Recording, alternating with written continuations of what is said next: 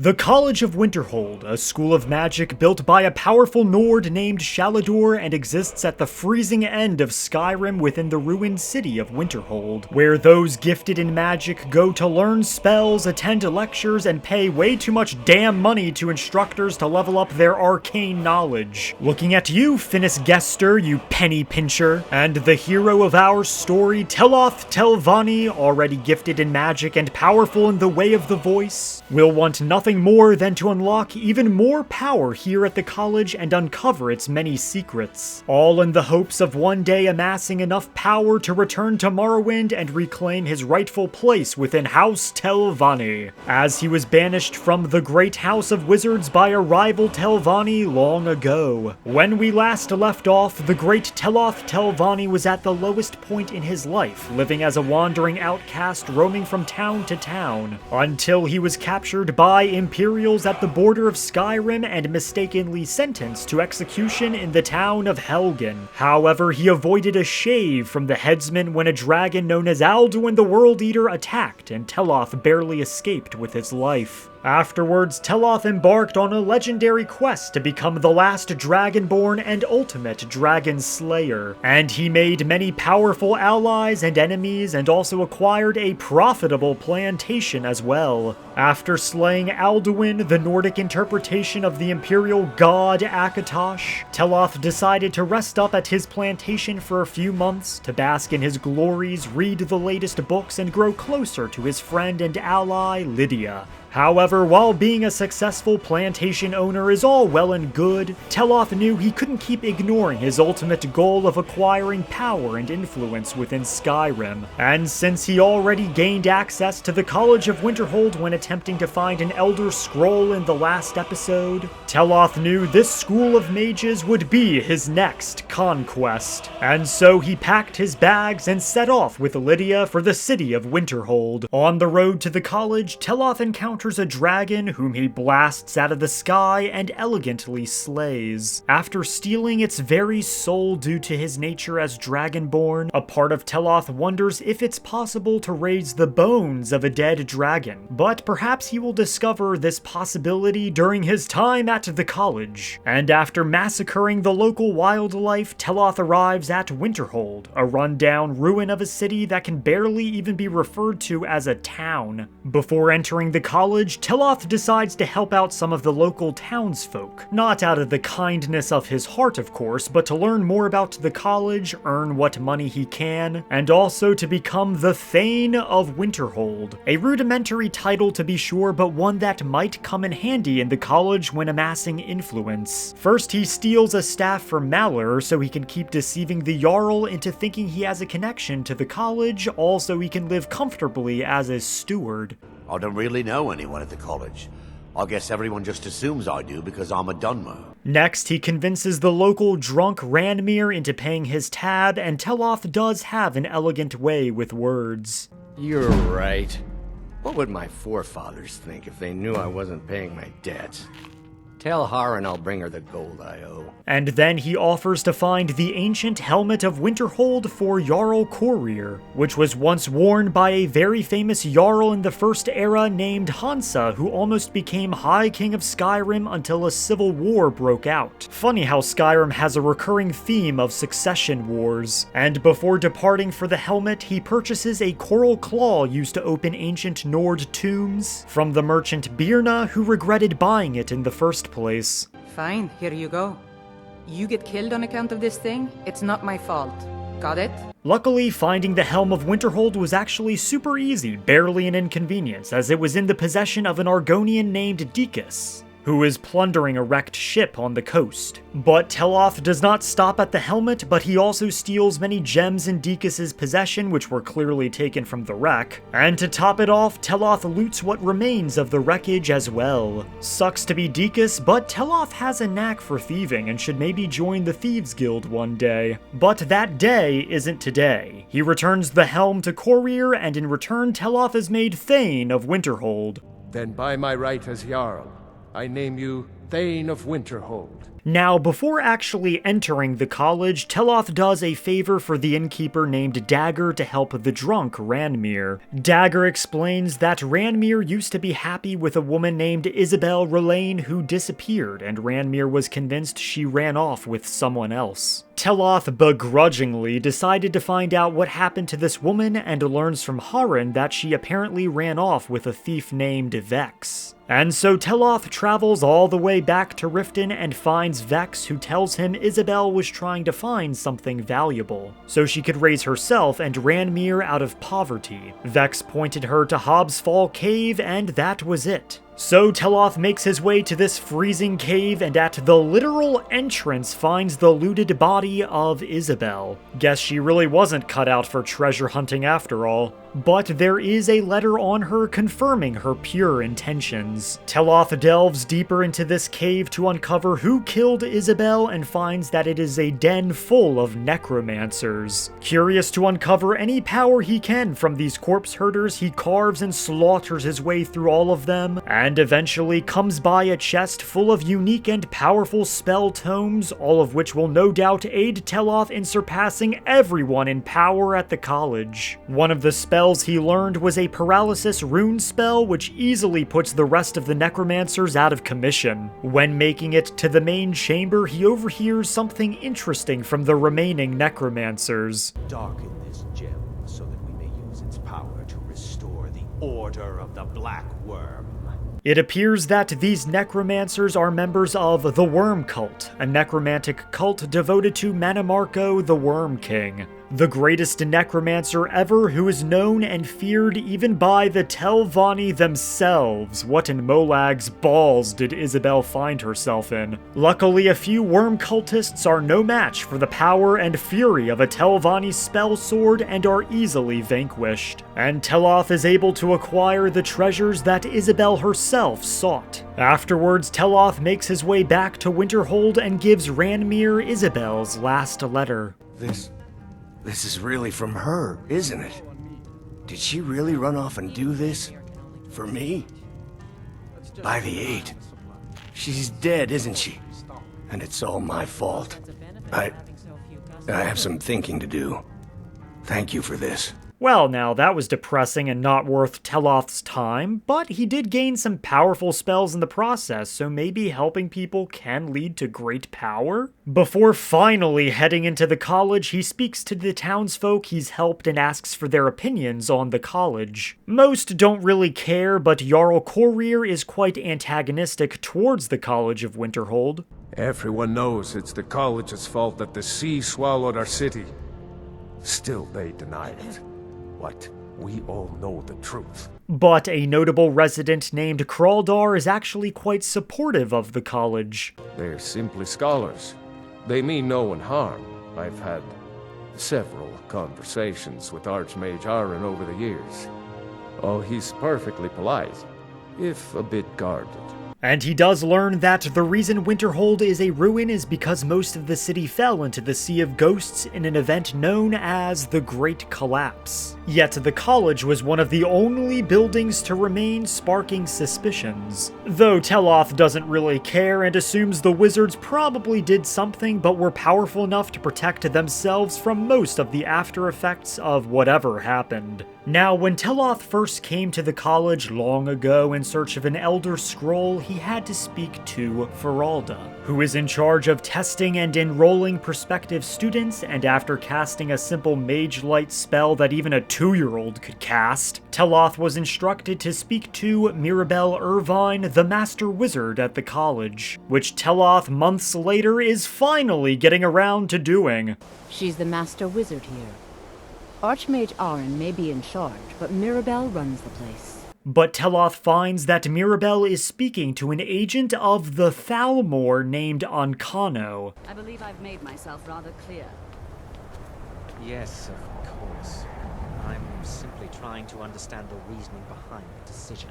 You may be used to the Empire bowing to your every whim, but I'm afraid you'll find the Thalmor receive no such treatment here. You are a guest of the college, here at the pleasure of the Archmage.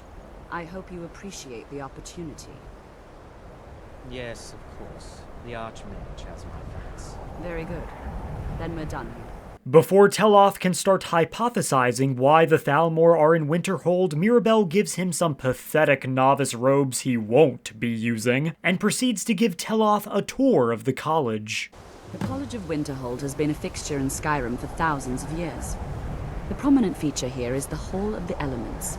It's our primary location for lectures, practice sessions, and general meetings. The Arcanium is located above the hall, and the Archmage's quarters above that. While technically in charge of the college, the Archmage's responsibilities often keep him occupied. Thus, I run the day-to-day operations.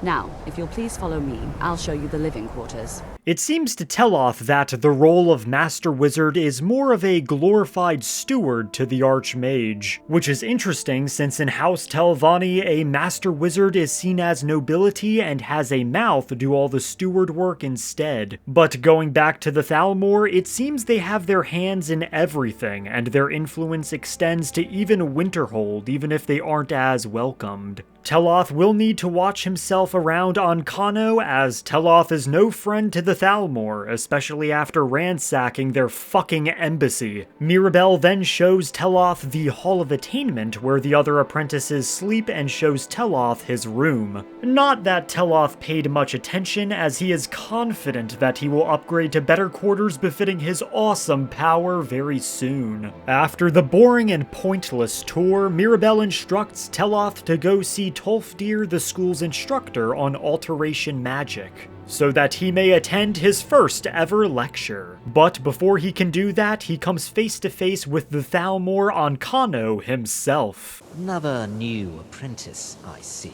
Are you of the sort that believe you're here to change the world? Or are you only in it for yourself? I assure you that I shall be watching you, all of you, very closely. When asking what his argument with Mirabelle was about, he gives away that he has issues with his level of access to the college, and clearly desires to know everything that's going on, likely to report back to his masters like Elenwyn or perhaps someone higher up the food chain. Though Ancano states he is an advisor rather than a spy, but of course he would say that. I am an advisor to the Archmage. The Thalmor wish to promote relations with your college.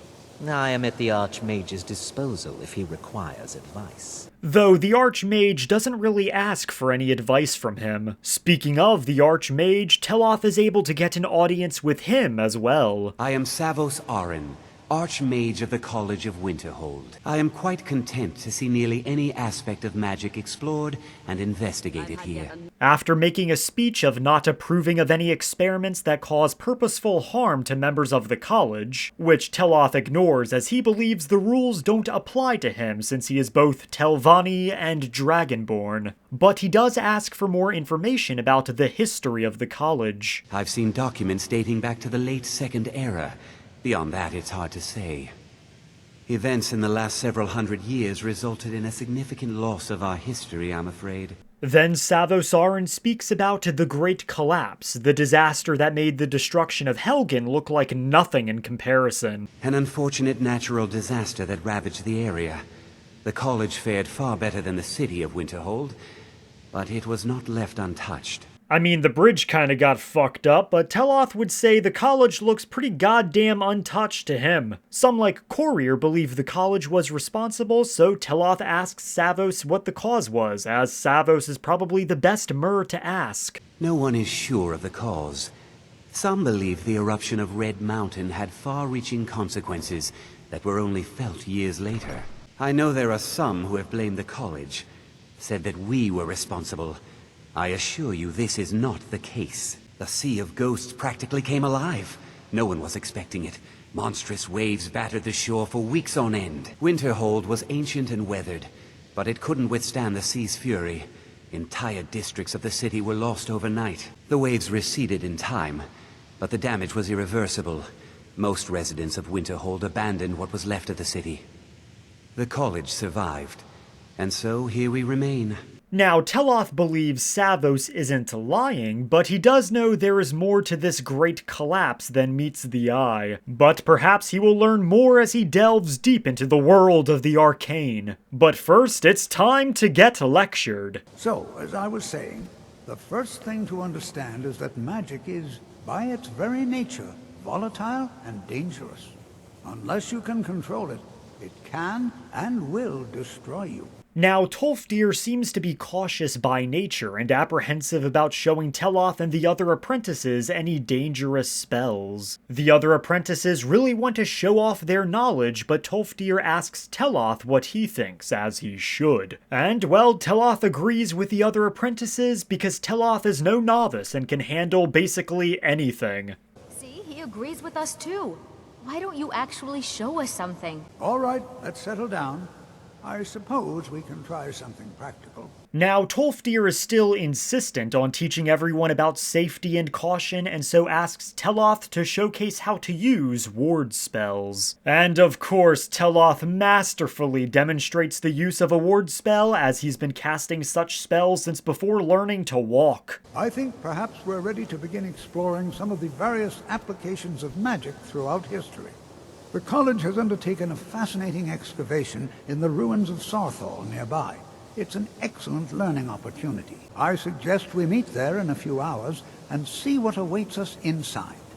That's all for now. Thank you. Now it seems Teloth is going to attend his first field trip here at the College of Winterhold, though it likely won't be as exciting as the field trips back in House Telvanni, where Teloth got to explore Daedric ruins and play hopscotch with scamps. Before setting out, he purchases a few spell tomes from Tolfdir, as Teloth is also quite the expert at alteration. He also visits Finis Gester to further train and hone his conjuration knowledge, and learns that the college does not forbid necromancy like the cowards at the Mages Guild did before they were disbanded after the Oblivion Crisis. By sure no.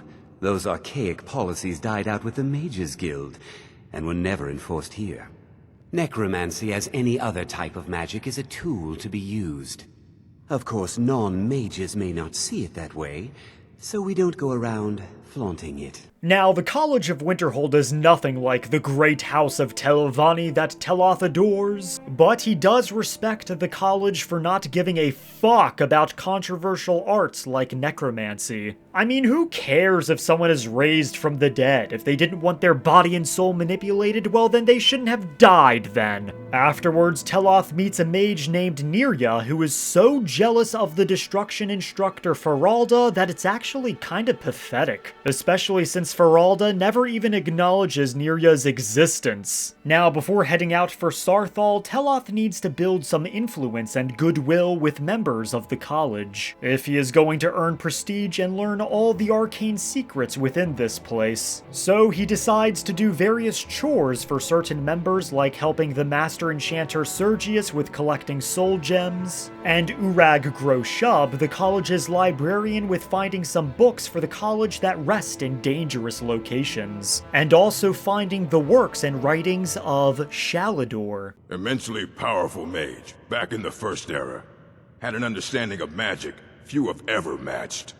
He holed himself up in Labyrinthian, and devoted all his time to research and study, but more than you would imagine possible. Since then, his writings have been scattered all over Skyrim, but are little use to anyone who can't translate them.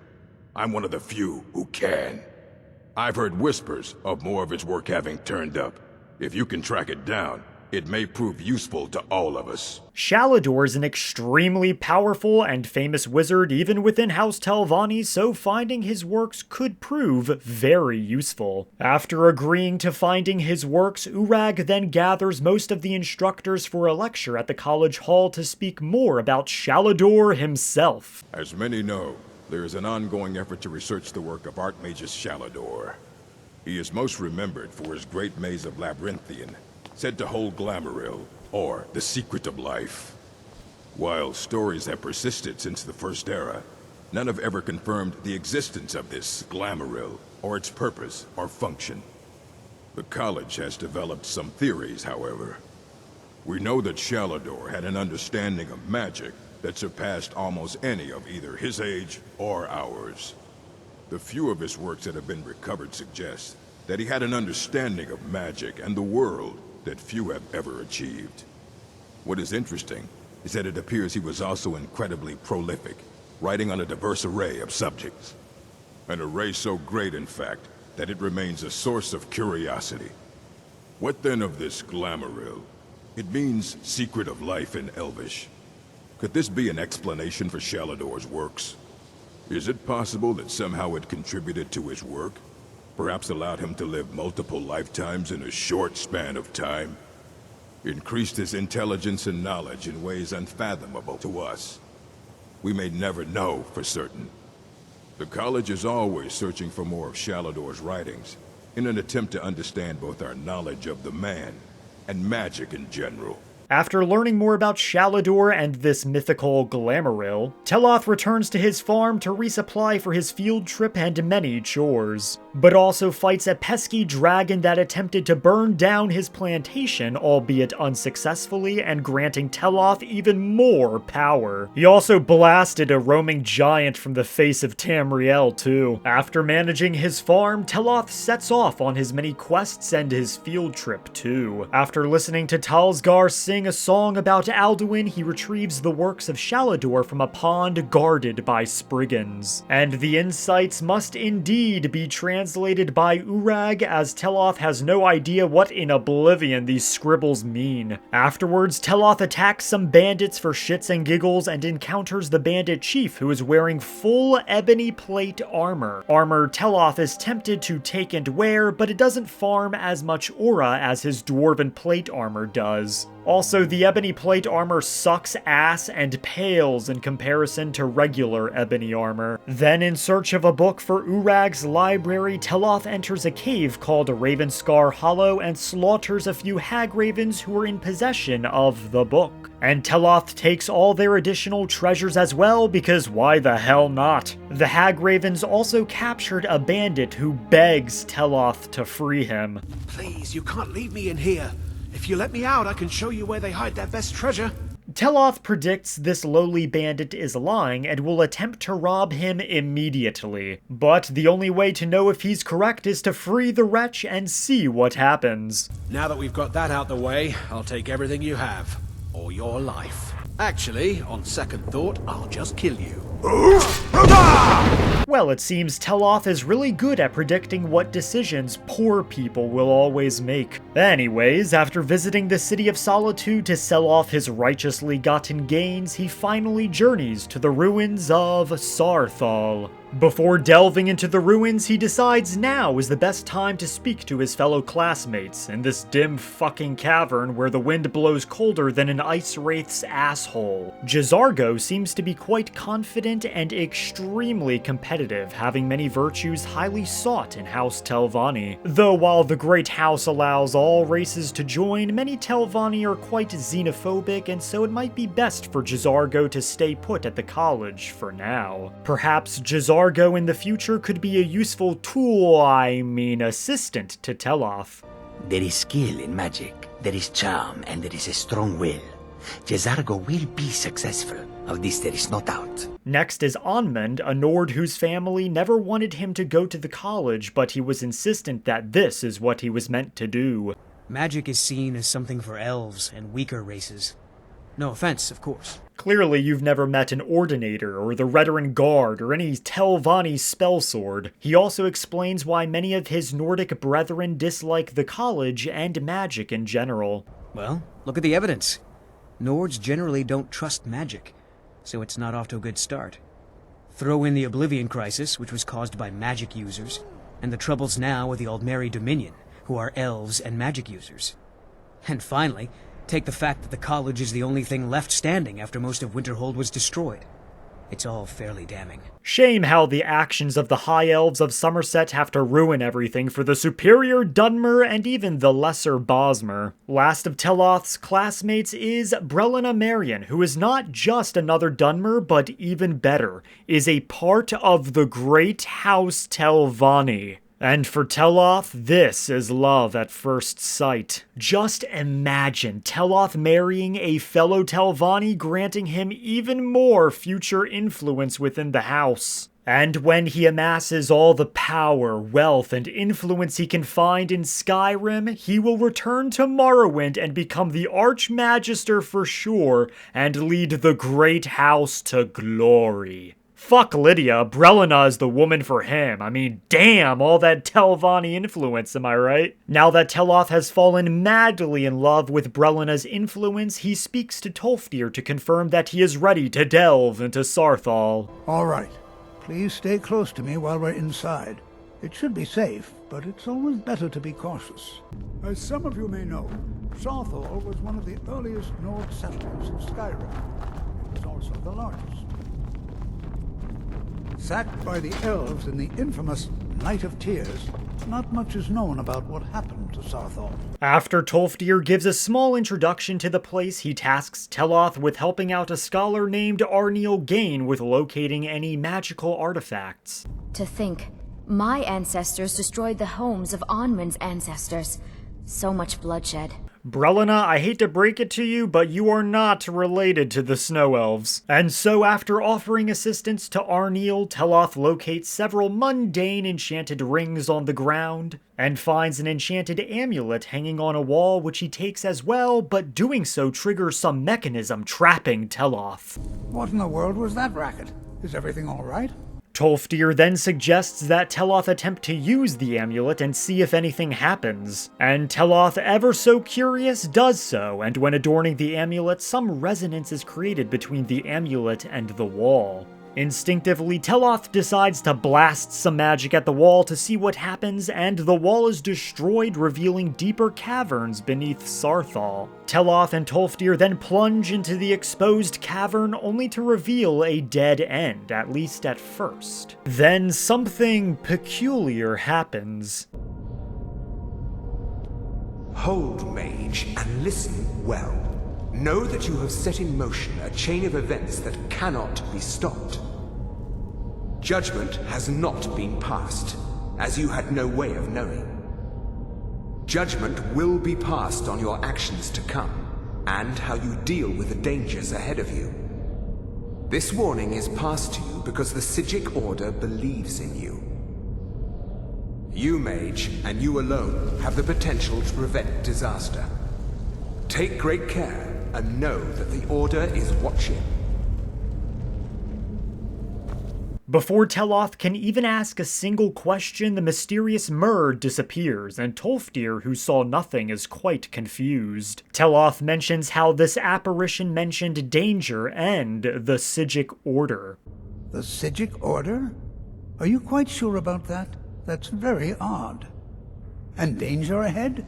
Why, that doesn't make any sense at all. The Psijics have no connection to these ruins, and no one's seen any of their order in a long time. Now, Teloth has heard of the Psijic Order, but not much, so he asks Tolfdir about them. They were a group of mages with a history that predates the Empire. Very powerful, very secretive. No one's seen them in well over 100 years. They vanished, along with their sanctuary on the Isle of Artaeum. I have no idea what connection they'd have to this place. The Isle of Artaeum disappeared over 100 years ago, and no one has seen them since. And yet now, suddenly, they've chosen to contact you. Why, it's intriguing. If nothing else, I'd take it as a compliment. The Psijics have only ever dealt with those they feel worthy. Well now, this is a lot to take in, but before Teloth can start his hypothesizing, Draugr emerge from crypts, and now Teloth must press the attack, and delve deeper into the ruins. I've never seen anything like this in Nordic ruins before.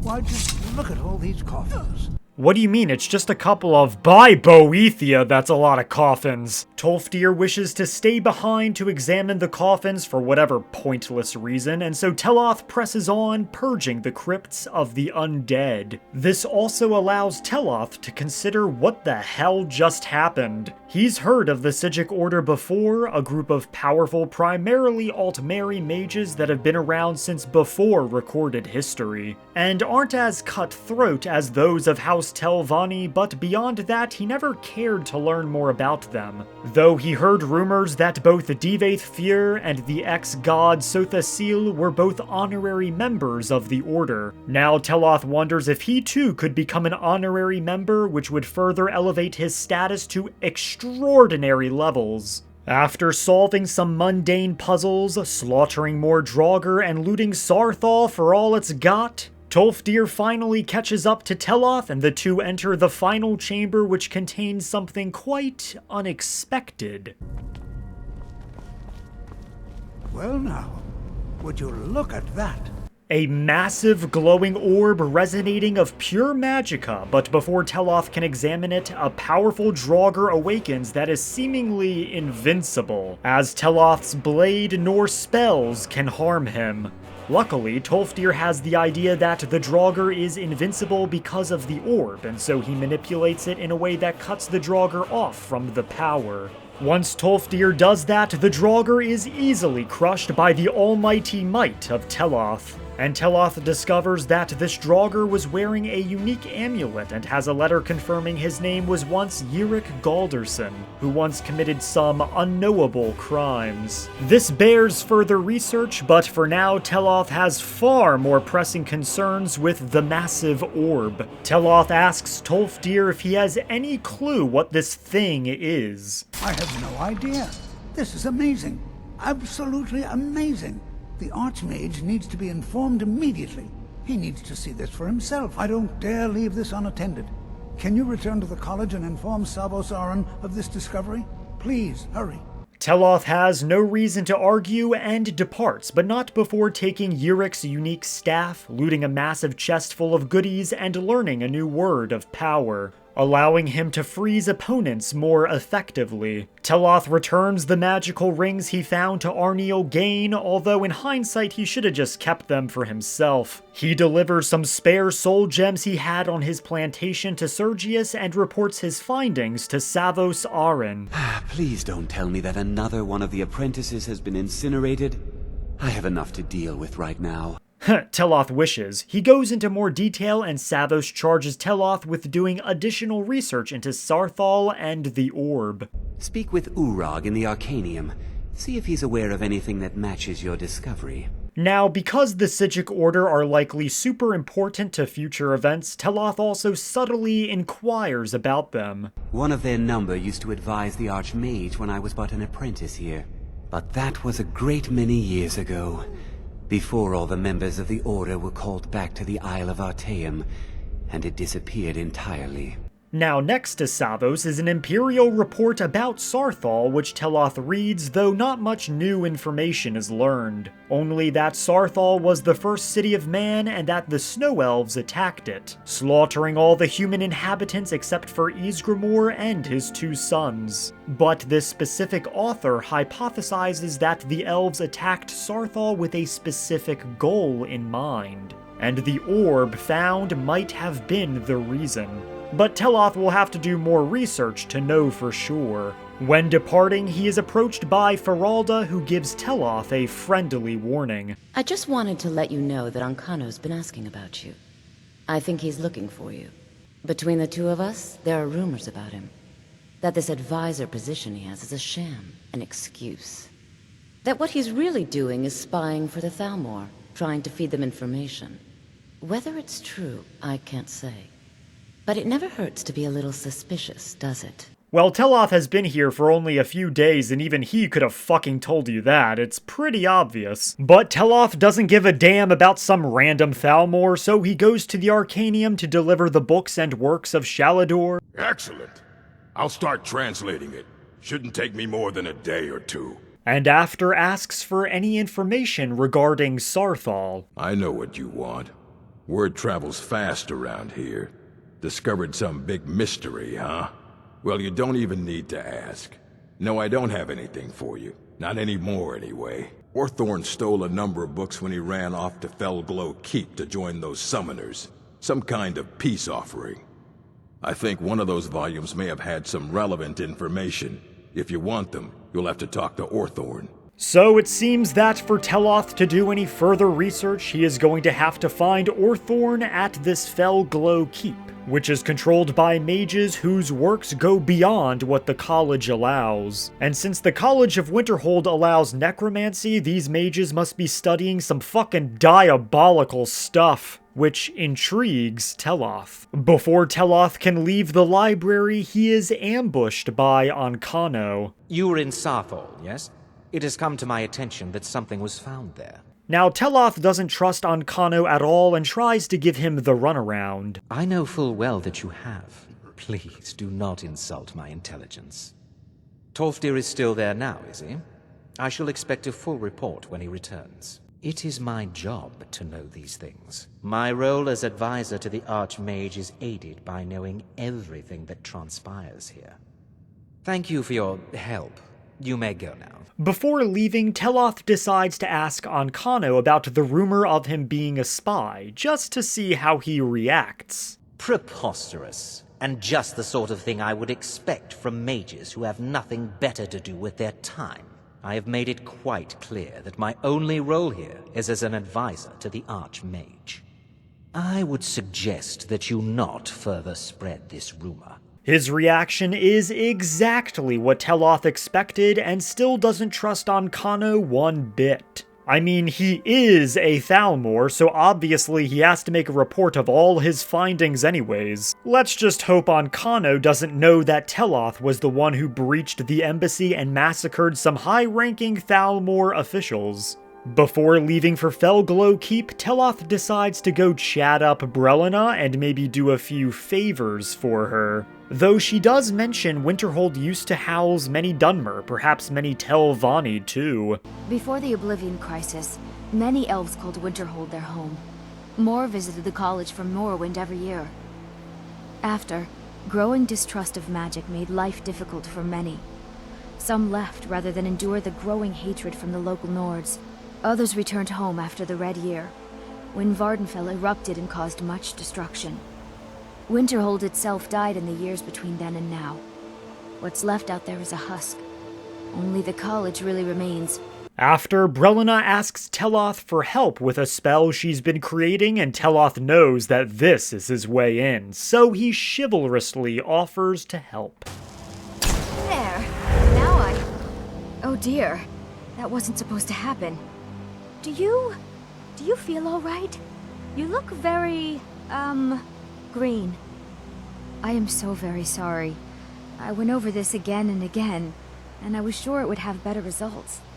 The things Teloth does for influence, I mean love, like becoming as green as a fucking orc or Argonian apparently. After becoming a mean green magic machine and the spell wears off, Teloth sells off many valuable items and then makes his way to Felglow Keep. And of course, killing a dragon along the way. A dragon which totally didn't take 2 attempts to kill. I mean, what? Teloth carves his way through these mages as they attempted to kill him rather than reason with him. He destroys one mage and his spider pets whom Teloth believes he was experimenting on, and eventually comes across a jail room filled with vampires. It appears these mages were either experimenting on the vampires or using them for some unknown purpose. Now, Teloth does not like vampires as he finds them to be quite disgusting, so he slaughters all of them and harvests their vampire dust to use in future potions. He also happens by a room where mages were dissecting regular people on top of vampires, so these mages clearly aren't idealists.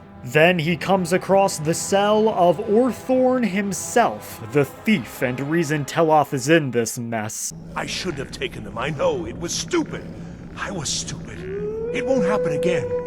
Help me get out of here, and I'll help you find them. Please.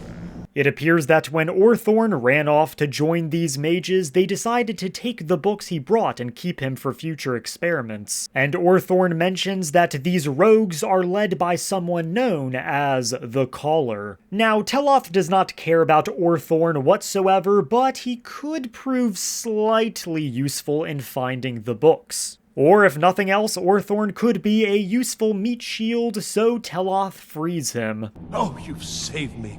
Thank you so much. Who knows what they'd have done to me if you hadn't come along? The caller will have them. She was most interested in one of the volumes, although not interested enough to keep me from being locked up. Teloth then comes across certain mages being trained in their destruction spells and practicing on vampire targets. And of course, Teloth kills the mages and puts the vampires out of their misery. He also slays an order of necromancers in Felglow Keep, and after some more slaughter and mayhem, Teloth eventually comes face to face with the Caller. So you're just one of Arin's lackeys. That's disappointing. You show real promise. You come here, kill my assistants, disrupt my work. You've annoyed me, so I don't think I'll be giving you anything. Now Teloth, ever the diplomat, attempts to bargain with the Caller more out of curiosity. An arrangement, after you've destroyed so much? Fine, leave me the elf. You may go with your books. Wait, what? He gets the books, I get you. It's very simple. But why? This little adventure of yours has cost me a number of test subjects. I need more, and you'll do nicely. You wouldn't do that, would you? You wouldn't leave me here with her?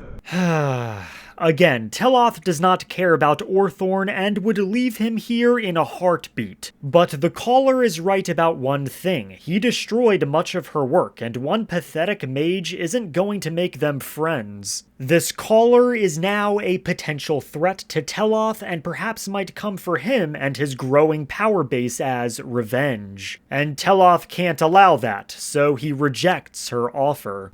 Are you attempting to threaten me after I've been so hospitable? Well, then you won't be leaving here at all. Luckily, this Caller was not as powerful as she appears, and Teloth is easily able to crush her effortlessly. How disappointing. Luckily, he is able to collect the books, and Teloth has now accomplished his goal. The first is a book called On Artaeum, which gives further insight into the Psijic Order, which is quite the coincidence given recent events. Another book on the last king of the Aelids and a war between the Dureni elves and the Elysians. And lastly, a book called The Night of Tears, which further speculates that the Snow Elves raided Sarthal because the ancient Nords found something quite powerful. You'll be going back to the college then. I think perhaps I'll wait a bit before venturing there myself. Let this whole thing blow over, you know. Give certain parties a chance to forget what I may have done. Still, you've got me out of that cage, and I won't forget it. Thank you again. And good luck to you.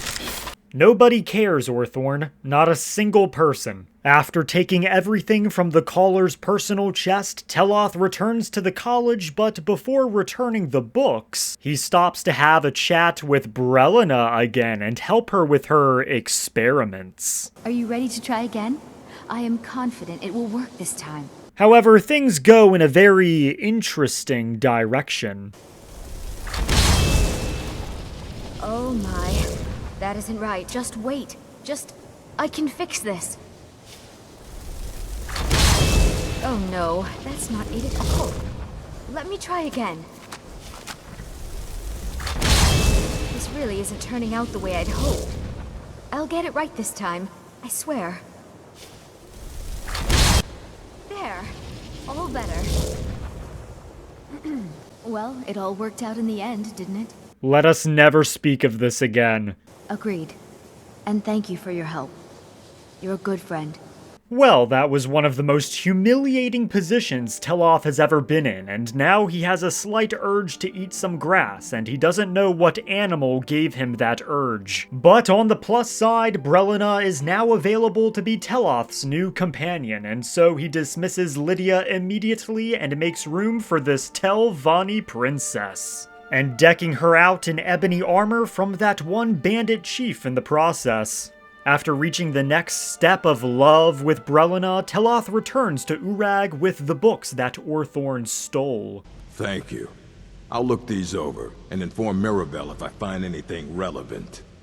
Night of Tears, eh? I remember this one. Well, isn't that interesting? Did you read it yourself? If I recall it correctly, that has some interesting implications. You should mention that to Toldir. Implications regarding the orb, no doubt. Teloth also checks to see if any progress was made into Shalador's work, and Urag has, giving Teloth some scrolls from the book all about conjuration, scrolls our Telvanni hero will no doubt hoard. Afterwards, he meets up with Tolfdir to compare theories on the orb and tell him about the Night of Tears book. Is that the one about something buried beneath Saarthal? Something that men and Mare fought over? I'll have to make a point of rereading it. I don't recall the details. Tolfdir then tells Teloth about his examinations into this orb, and what Tolfdir has to say is most intriguing. I'm sure you've already noticed the markings. They're quite unlike anything we've seen before. Aliad, Gwema, Daedric, not even Falmer. None of them are a match. Quite curious indeed. Now, I'm not sure that you're quite as attuned as I am, given my extensive years of experience, but can you feel that? This marvelous object, it practically radiates magicka, and yet it's unlike anything I've felt before. Archmage Aaron is already hard at work, and hopefully we'll have more information soon. Then Ancano interrupts this most enlightening conversation, ruining Teloth's deep concentration. Ancano begins to bark orders at Teloth that he needs to follow him immediately, which just pisses Teloth off. I'd like to know why there's someone claiming to be from the Psijic Order here in the college. More importantly, I'd like to know why he's asking for you specifically. So we're going to go have a little chat with him and find out exactly what it is he wants. It seems Ancano is really overstepping in his role as quote-unquote advisor, but no matter. Teloth is curious to speak more to the Psijic Order after his last conversation with them, and perhaps he can impress them and gain an honorary membership within their order, and with it major prestige. When Teloth approaches this Psijic monk, who is a different person than the last, time freezes once again, allowing the two to converse privately. I've given us a chance to speak privately, but I'm afraid I can't do this for long. We must be brief. The situation here at your college is of dire importance, and attempts to contact you, as we have previously, have failed. I believe it is due to the very source of our concern. This object, the Eye of Magnus, as your people have taken to calling it. The energy coming from it has prevented us from reaching you with the visions you have already seen. The longer it remains here, the more dangerous the situation becomes. And so I have come here personally to tell you it must be dealt with. Quaranir explains that the Psijic Order does not meddle directly in the affairs of Tamriel, and so he must instead direct Teloth towards saving the college from the orb which he refers to as the Eye of Magnus. The Psijics believe that the Eye of Magnus is too powerful for this world, and that some sort of cataclysmic event with the Eye is about to transpire, but they cannot predict what. We believe that your efforts should be directed towards dealing with the aftermath, but we cannot predict what that will be. I fear I have already overstepped the bounds of my order, but I will offer this. Seek out the Augur of Dunlane here in your college. His perception may be more coherent than ours. He was once a student here at the college. Now he is something different. Quaranir then states he knows not where this mysterious Augur of Dunlane is located, but some individuals at the college might know more. And then the monk unfreezes time and departs in the most awkward fashion possible. There's been a misunderstanding. Clearly I should not be here. I shall simply take my leave. What? What trickery is this? You're not going anywhere until I find out what you're up to. I am not up to anything. I apologize if I have offended you in any way. We will see about this. I'm not sure what happened. A monk from the Psijic Order. Here after all these years, and then he just leaves. So now Teloth must locate this Augur of Dunlane and get some answers regarding the Eye of Magnus and how to prevent some unknown catastrophe. Most everyone either does not know who that is or refuses to discuss it, though Colette, the restoration teacher, does provide some interesting insight into the Augur of Dunlane. The Augur? Tragic story, really. At least the way I heard it. But that was a long time ago. It was some experiment gone horribly wrong. Ghastly results, I was told. And his ghost still roams the halls, they say. Eventually, he meets up with Mirabelle, who finally answers Teloth's burning question. Very well. It's not something often discussed, as it might be misunderstood by the locals. The Augur is down in the midden, below the college. I don't recommend going down there unless it's absolutely necessary. After some roaming around the college grounds in search of the entrance to this midden, Teloth eventually finds it. And inside there is quite a lot of interesting sights to be seen, like this weird collection of bones almost reminiscent of a Reachman effigy, or this skeleton who is somewhat embedded in the ground, an interesting Daedric altar referred to as the Atronach Forge in a book, though sadly there is no way to power it. Yet. More strange bone iconography, and after fighting a few bone shufflers and ice raids, he comes face to face with the Augur of Dunlane. Your perseverance will only lead to disappointments. Still, you persist. Very well. You may enter.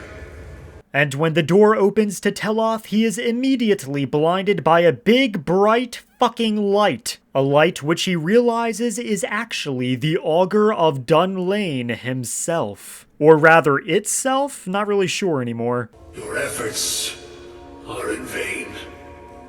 It has already begun. Those who have sent you have not told you what they seek. What you seek. Now, this might be obvious, but what does Teloth seek? You seek that which all who wield magic seek. Knowledge. You shall find this. Knowledge will corrupt. It will destroy. It will consume. You seek meaning. Shelter in knowledge. You will not find it. The Augur then mentions that on Kano, our friendly neighborhood Thalmor has also visited him asking questions about the Eye as well. And he states that the paths of Teloth and Ankano will cross in time. Then the Augur finally explains to Teloth what it is he seeks. You, and those aiding you, wish to know more about the Eye of Magnus. You wish to avoid the disaster of which you are not yet aware. To see through Magnus's eye without being blinded, you require his staff. Events now spiral quickly towards the inevitable center, so you must act with haste. Take this knowledge to your Archmage. And just like that, the Augur disappears from Teloth's eyes, becoming one with the college or something. It seems some experiment with the Augur went horribly wrong or horribly right, turning him into conscious, pure magical energy with knowledge of the future. Before leaving the midden, he comes across a room with a pedestal presenting a Daedric gauntlet with the symbol of oblivion in its palm. He finds a report lying on a table stating some college students attempted a summoning ritual but failed and were brutally killed in the process. The students used certain rings for the ritual, and perhaps Teloth can succeed where the lesser mages failed. But not right now, as Teloth has far more pressing concerns with informing the Archmage of his findings regarding a Staff of Magnus. And when he does locate Savos Arin, he tells him about the staff and what the Augur told him. And he specifically mentioned the Staff of Magnus? I'm impressed with your initiative. Of course, someone will need to follow up on this. And of course, that someone will be Teloth. Perhaps uncovering this Staff of Magnus and using it on the Eye will drag him all the way to the top of the hierarchy within this college, granting him all the prestige and power he desires. I seem to recall Mirabelle mentioning the staff somewhat recently. Why don't you see if she can tell you anything? I'm quite pleased with your progress, you know. You've certainly proven yourself to be more than a mere apprentice. Well done. This circlet once proved invaluable to me. I hope it can be of use to you now. Well now, it seems Teloth has earned the respect of the top dog himself, and a reward in the process. Though sadly, this circlet, while more powerful than his hood, does not match his current Dwemer fit, and so he goes back to his sexy-looking hood. Teloth locates Mirabelle to see what she knows of the Staff of Magnus, as she brought it up to Savos in the first place. But Mirabelle doesn't know much, and only brought it up when a group of mages called the Synod showed up a few months ago asking if the college had it in their possession. Now, the Synod is quite unfamiliar to Teloth, and so he asks about them. Mages based out of Cyrodiil. They fancy themselves the imperial authority on magic these last few hundred years. My understanding is that all they really do is make noise in an attempt to curry favor from the Emperor. Lots of politics, little magic. I was quite surprised to find them on our doorstep. They seemed amiable enough, but their line of questioning made me uneasy. It became clear they're trying to hoard powerful artifacts, looking to consolidate power. Well, if the Synod weren't based in Cyrodiil and supported the Empire and the Emperor, Teloth might actually respect them, as House Telvanni also seeks to hoard powerful artifacts to consolidate power, which is also one of Teloth's primary goals after defeating Alduin. But anyways, Teloth asks where these Synod mages went. The Synod seemed convinced it was somewhere in Skyrim. They inquired about the ruins of Mzulft, but that's all I remember. It sounded like they were heading there, though they were rather secretive about why. I suppose if you're intent on looking for the staff, there's a chance they might be in Mzulft yet. Just don't expect them to be cooperative. Oh, but Teloth is a silver-tongued devil and can be quite persuasive. Teloth inquires more about the Staff of Magnus, and Mirabelle explains that the legends say it was made by the architect of Nirn, Magnus himself, as it was the only object that could adequately contain his power. Regardless of if the legends are true, now Teloth must have this staff in his possession, as it would give him near divine authority and esteem among all mages, especially in House Telvanni. Now, before leaving, he converses a bit with the Nord apprentice Onmund, who is in a bit of trouble. I may have entered into an agreement with Enther. He had something I needed, so I traded him something of mine. It was a mistake, and now I want back what I gave him. It's an amulet that belonged to my family, and I never should have given it to Enther. But he won't deal with me. Talk to him. See what it'll take to get my amulet back. Now, normally Teloth wouldn't give a damn, since if Onmund cared about the amulet that much, he wouldn't have carelessly given it away, and he should fix his own mistakes. But he wants to be adored by both the higher-ups at the college and the simple adepts, as that only increases his likeliness of acquiring more prestige. So Teloth speaks to Enther, a very shady mage here at the college, and he tries to give Teloth the runaround and refuses to give the amulet back. But Teloth wears him down, and he agrees to give the amulet back, but only if he retrieves a staff he gave to someone not very reputable. Look, I traded a staff to someone and found out later that was a bad idea, so I'd like the staff back. Understand now? And so Teloth agrees. Perhaps whoever has this staff could be a threat to Teloth in the future, so erasing them could be beneficial in the long run. And so Teloth sets out into Skyrim once more, doing minor chores like slaughtering a giant camp for the city of Whiterun, selling off many items to merchants, tending to his plantation like always, and making his way through the swamps of Morthal to find this staff Enther gave away. And deep within the jungle he finds finds this very unique shrine to Mephala, Daedric Prince of Secrecy. Who knows what secrets this swamp truly has. Eventually, he locates the cave where the staff is located, called Movarth's Lair. Perhaps deep within he will find and slay this Movarth. However, when Teloth delves deeper into the cave, he discovers that it is the lair of a bunch of vampires having a grand old feast. Who the fuck does Enther have connections with? Teloth is able to slay all these blood-sucking Molag Bal worshippers, but he doesn't find anyone named Movarth, only this imposing shrine to Molag Bal. Perhaps he will locate this Movarth another day. Teloth then retrieves the staff and other loot and leaves. Teloth then returns the staff to Enther, who is satisfied and returns the amulet back, then returns said amulet to Onmund, who is quite pleased as well. Before leaving for the Dwemer ruin of Mzulft to find the Synod, he listens in on a lecture that is relevant to said wizard guild. It is no secret that both the Synod and the College of Whispers have recently made inquiries as to the status of our college here in Winterhold. At this time, there is no indication that either group is aware of the other's correspondence. The College of Winterhold has thus far declined requests for direct meetings. This has been at the specific request of Archmage Auron. Auron believed that although the initial communications were innocent enough, they were sent with a particular motive in mind. The Synod's harsh rules and draconian structure are maintained only by suppressing any opposition to their council's policies. It is entirely possible that they look to our college here in Winterhold in order to find supporters for their organization. Likewise, the College of Whispers has long been driven by its desire to directly oppose the Synod. They focus on research banned by the Synod, such as conjuration and necromancy. The College of Whispers hopes to learn that our college also supports these avenues of research. Thus, they may claim that the Synod is indeed a political minority in the Empire, and should be treated as such. Our actual position and policies are irrelevant. No matter the facts of the response, it will certainly be twisted to suit the whims of either group. Indeed, it has been jokingly suggested that we send the exact same response to both, which each will warp into support for their side. At present, these two groups do little beyond attempting to gain the attention and favor of the Emperor.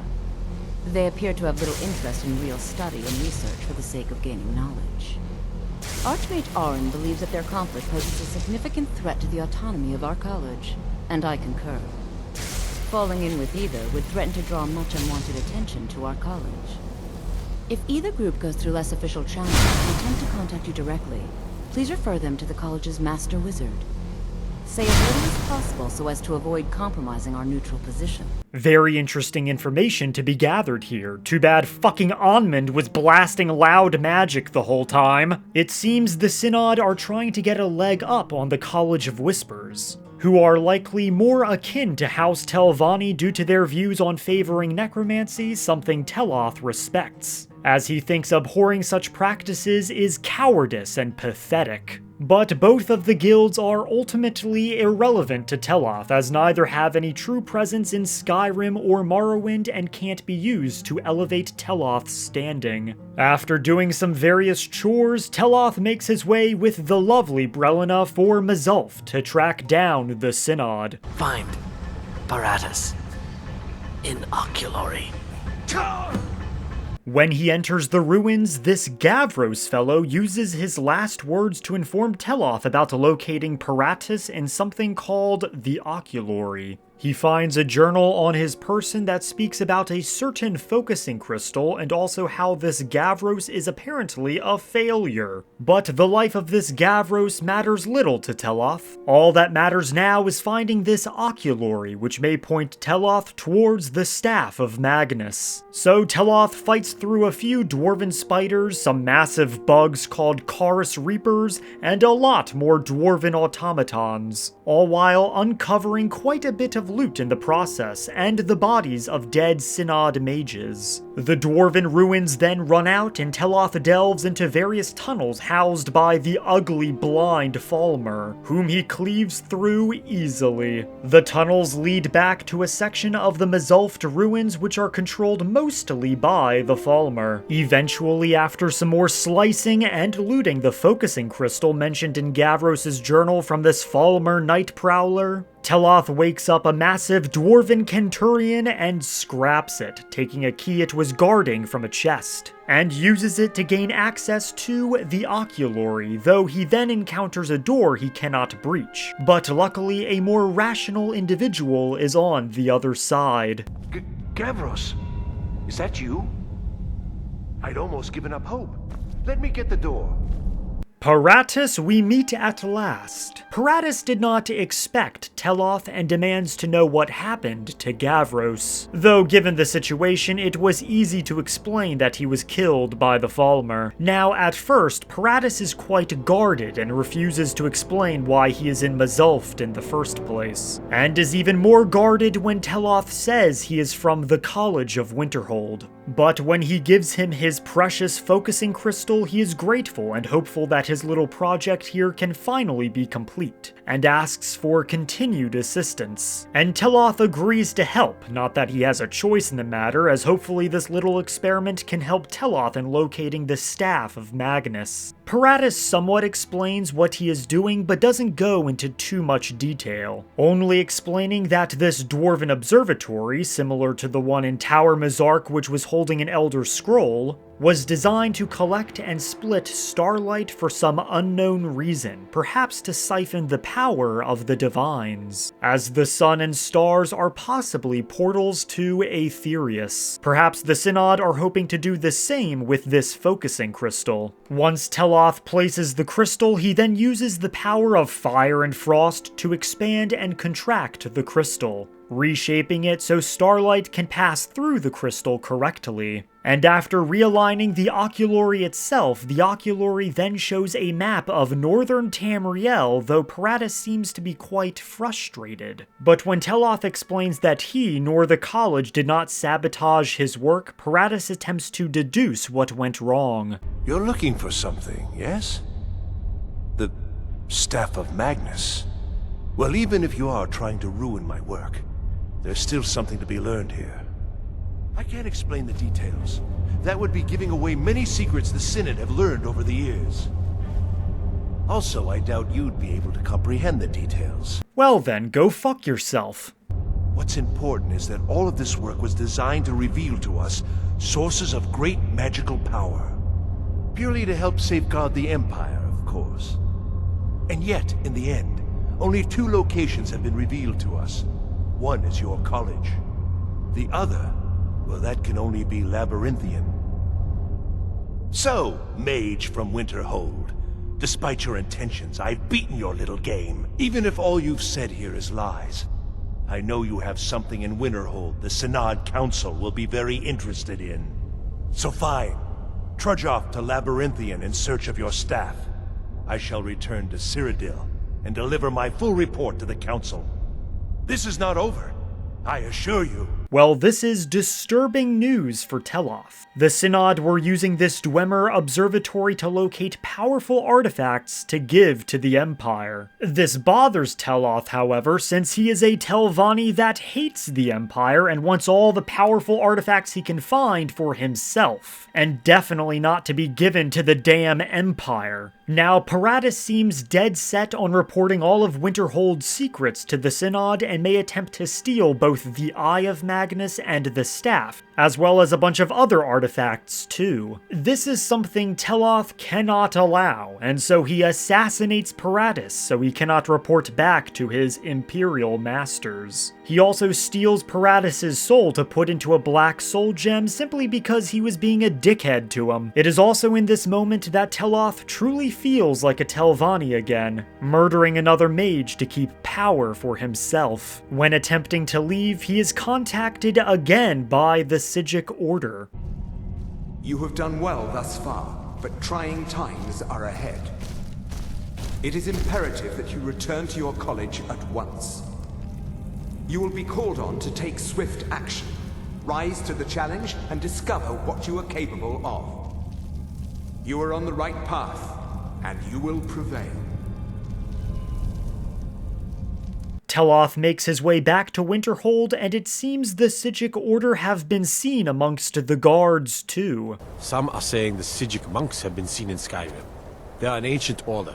I had him figured for dead. Now, from the outside, the college looks completely fine. However, inside, something is happening involving Ancano and the Eye. And with the help of Mirabelle and Archmage Aren, Teloth breaks down the ward and confronts Ancano. Ancano, stop this at once! I command you! Don't go near him! A bright flash knocks Teloth back and he awakens next to Mirabelle, who is injured. But she insists that Teloth locates Savos as he appears to be missing. When Teloth gets outside, he finds Savos Aren dead, surrounded by terrified mages. Under normal circumstances, Teloth would celebrate this, as it means there would be a power grab for him to take part of, but the situation is more dire. Teloth tells Tolfdir that Ancano is doing something to the Eye, and Tolfdir informs Teloth that Winterhold is under attack from some magical anomaly caused by the Eye. So Teloth recruits Feralda and Arniel Gain and puts a stop to this attack by destroying the magical anomalies, in what is quite possibly the most frustrating battle Teloth has ever been in, as these anomalies are elusive and difficult to hit, and also quite tanky and numerous. Teloth checks up on the citizenry since he is technically Thane of Winterhold and it's his duty, and the people are either upset or confused. You brought this on us. You! What's happening? What did you people do? Please, whatever you did, just make it stop. Did you make something bad happen? What's going on out there? What happened? After saving the ruined city of Winterhold, Teloth checks up on Mirabelle and tells her that the Staff of Magnus is located in Labyrinthian, and that this place the Oculori showed him is his next stop. But Mirabelle is shocked when Teloth mentions Labyrinthian. The Archmage. He gave me something just a little while ago. He told me it was from Labyrinthian and that I would know what to do with it when the time came. I think he meant this for you then. I'm not sure why, but there was something very personal about it for him. I think you should take this amulet. It belonged to Savos, but I think it would do you the most good now. Take it and get out of here. Bring back that staff before Ancano brings the whole college down around us. Teloth was given both a nice amulet that once belonged to the late Savos Aren and a torque, or a large ring used to open the door to Labyrinthian. While Teloth does a few chores in preparation for delving into Labyrinthian to finally acquire the powerful Staff of Magnus, his mind is flooded with many questions. What is Ancano planning on doing with the Eye? To harness the power of the Eye? To unmake or remake the world? To simply destroy the College of Winterhold? And is Ancano acting alone? Is he operating as a rogue Thalmor agent, or is he still doing the will of the Thalmor? And more importantly, can Teloth find the staff and use it to stop Ancano? To save the college and gain all the prestige within? Maybe even become the Master Wizard or Archmage if he does a good enough job? I mean, there's a vacancy open anyways. Such a position would be essential for establishing more scholarly connections and would give him enough influence to one day return to House Telvanni. When Teloth makes it to Labyrinthian, he dispatches a few trolls and encounters a small ruin in the center. And inside is a beheaded skeleton holding a wooden mask with a similar design to the Dragon Priest mask called Nakreen Teloth uncovered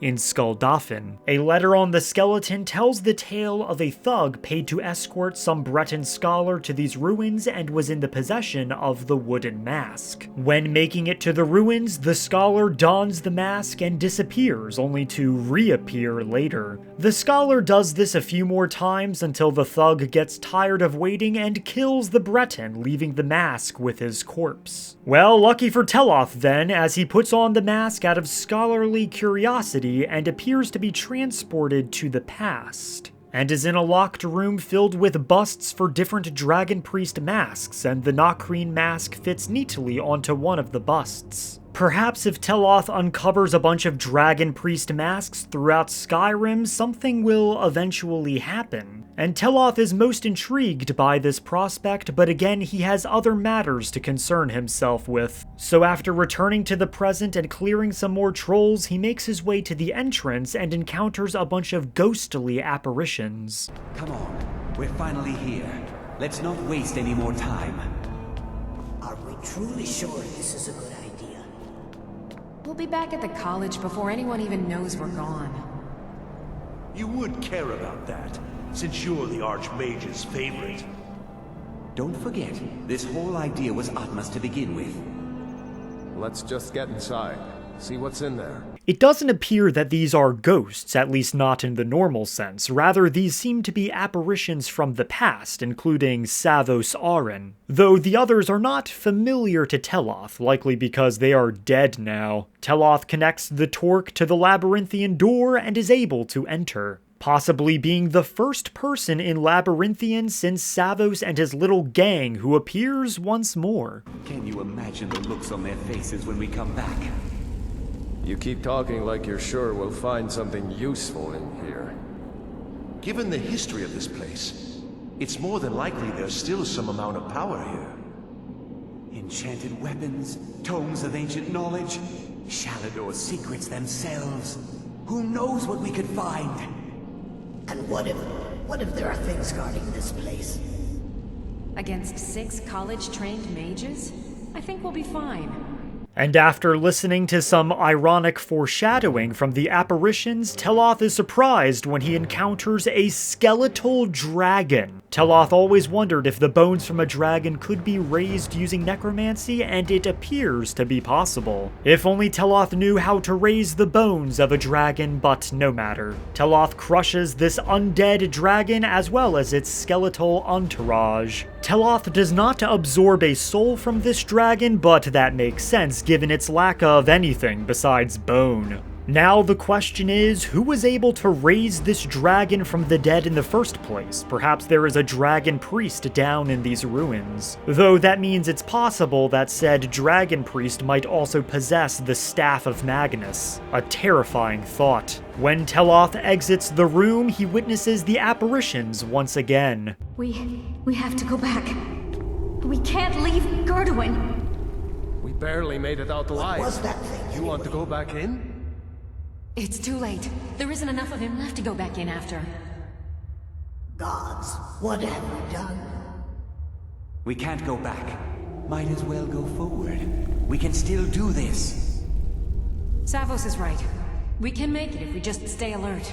It appears that the mages from the past did not fare well against the skeletal dragon like Teloth did. Clearly this Gerduin was weak, and Teloth is stronger than all these mages put together. As Teloth delves deeper into the ruins, a voice speaks to him and absorbs his magicka.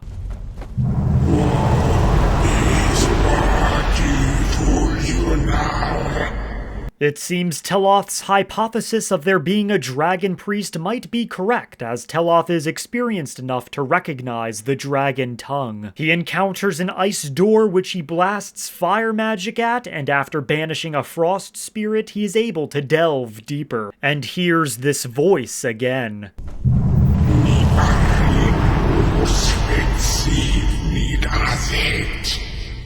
While Teloth is dragonborn and can shout in the dragon tongue and even recognize certain words, and when the language is spoken, he cannot decipher what the voice is saying, but he puts his theories aside as he slays a bunch of Draugr and loots a bunch of chests. But then the voice speaks again, but this time in a more familiar language. Have you returned, my old friend? And after beating a couple dead things, the voice speaks again, thinking we are actually Savos. Do you seek to finish that which you could not? Well, now the question must be asked. What the fuck did Savos Aren do here, and why did this voice call the late Archmage a friend? What depravity occurred down here, and could this asshole voice stop sapping Teloth's magicka? It's really annoying. Once more. Eventually, after proceeding further along, the voice recognizes that dear Teloth is not actually Savos Aren. What Aren are you? Has he sent you in his place? After some skeletons rudely interrupted this voice, Teloth mines some gold, slays some trolls, and encounters one of the mythical Wisp Mothers, ghostly creatures of unknown origin. But after banishing the Wisp Mother from existence, the voice speaks yet again. Did he warn you that your power would be your undoing? That it would only serve to strengthen me? No, he kinda skipped that part when he fucking died. This time, Teloth encounters a flaming door, so he blasts some ice magic and defeats a fire spirit and proceeds further into the ruins, encountering the ghostly apparitions of Savos and his likely dead friends. Just another minute, please. Come on, we can't stop now. We have to keep moving. Where's Elvely? She was right behind me. Dead. Something grabbed her from behind. Gone before I could do anything. This is insanity. We never should have come here. You're right. This is all my fault. Should we turn around, head back? I don't think going back is a good idea. Going back would be the end of all of us. We keep pushing forward and we'll make it. We will! Come on, you can make it. Let's go.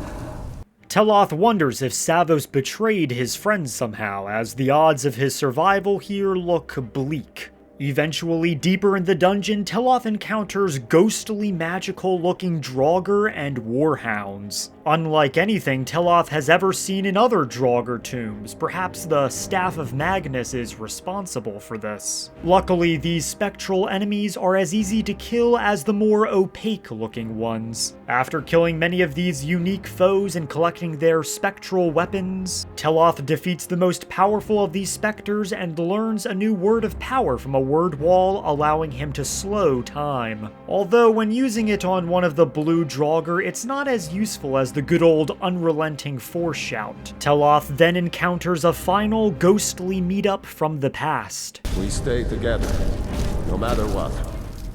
Agreed? I'll be right with you. Agreed. We all stay together. Teloth gets the feeling they did not stay together. When Teloth enters the final chamber, he sees two ghosts holding a dragon priest in a magical prison. This dragon priest, Mordecai, is definitely the individual speaking to Teloth and sapping his magicka, likely using the Staff of Magnus to do it. The two ghosts appear to be the last remaining college mages that were with Savos Arin and likely betrayed by Savos too. Teloth banishes these enthralled ghosts as it is the only way to get close to Mordecai to defeat him and take the Staff of Magnus. And Teloth is successful, using his Atronachs to distract Mordecai and striking him from behind enough times till he falls and disintegrates into ash. And at last, the legendary Staff of Magnus now belongs to Teloth. Teloth cannot wait to unlock the true power of this staff, and to show it off to everyone around him so that they know Teloth is the greatest mage ever. He also takes Mordecai's mask too, and maybe one day he will find the rest and bring them to the past. After looting a chest, Teloth leaves and witnesses one final vision of ex-archmage Savos Arin. I'm sorry, friends. I'm so sorry. I had no choice. It was the only way to make sure that monster never escaped. I promise you, I'll never let this happen again. I'll seal this whole place away. It seems Savos was not powerful enough to defeat Mordecai, and so was left with no choice but to use his friends to bind Mordecai. Luckily, Teloth was strong enough so he didn't have to do something so drastic, not that it would have bothered him. Before Teloth can exit Labyrinthian, he is ambushed by a Thalmor agent named Estormo. So, you made it out of there alive. Ancano was right. You are dangerous. I'm afraid I'll have to take that stuff from you now. Ancano wants it kept safe. Oh, and he wants you dead. Nothing personal. Buddy Teloth has slain dozens of dragons, wizards, and a dragon priest in possession of one of the most powerful staves in Tamriel, as it once belonged to a god. You are nothing. You fool. You don't stand a chance.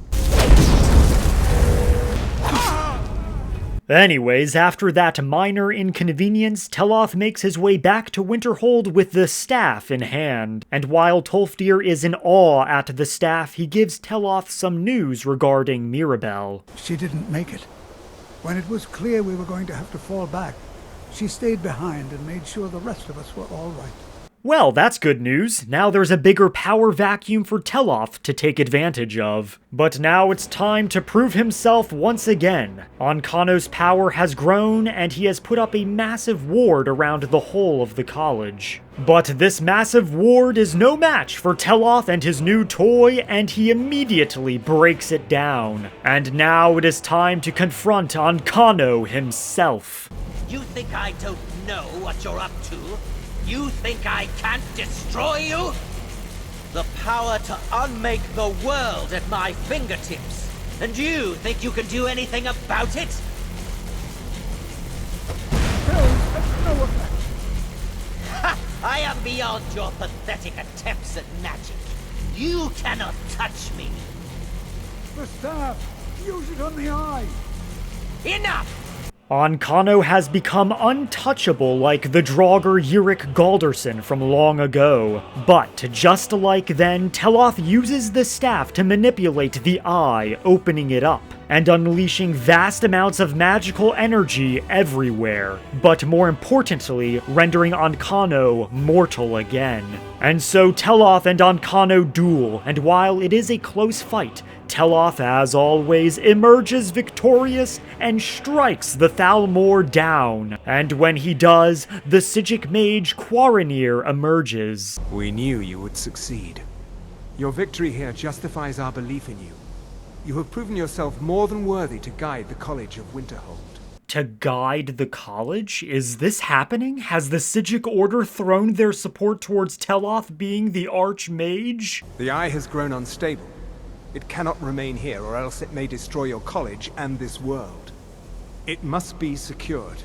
Ankano's actions prove that the world is not ready for such a thing. We shall safeguard it. For now. You now have the opportunity to maintain your college and carry on with your lives. You have our gratitude, Archmage. Then more Psijic monks appear, only to take the eye and leave Teloth in a position of power. Quite the bargain.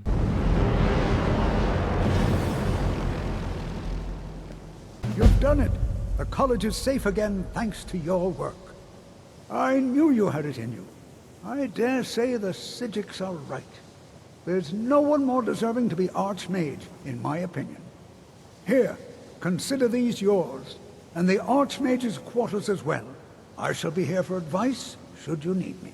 Well now, this promotion was a lot more sudden than Teloth suspected, but he will never decline power in any form. Teloth makes his way to his new quarters, which are far better than his novice quarters he was given and ignored back when he joined. He basks in his new station and revels in his power, but he knows there is still more to do here at the college. More chores to do and experiments to complete, but Teloth does take a day to rest. After getting his beauty sleep, Teloth first stops by the Arcanium to assist Urag in finding more of Shalador's works. But while also at the library, he thinks back to that Daedric gauntlet in the Midden, and how a report indicated the gauntlet and some rings were used in a summoning ritual, and the rings were stored in the Arcanium. So Teloth locates the chest and steals the rings. Hopefully the summoning ritual can grant him more power. On the way down to the Midden, he encounters Jazargo, who asks for the great Teloth's assistance.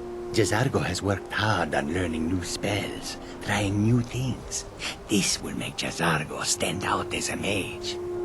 But Jazargo works so hard, there is no time to test these new spells. If you help with the testing, this will make learning easier.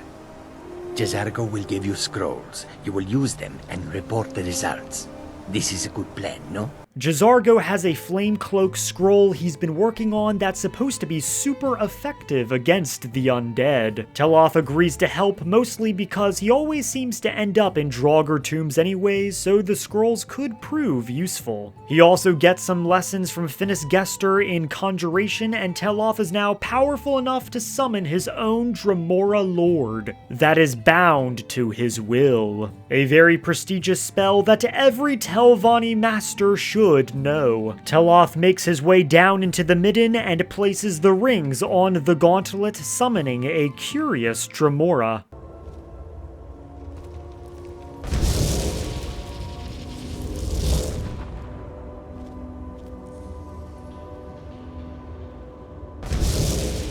Where am I? You!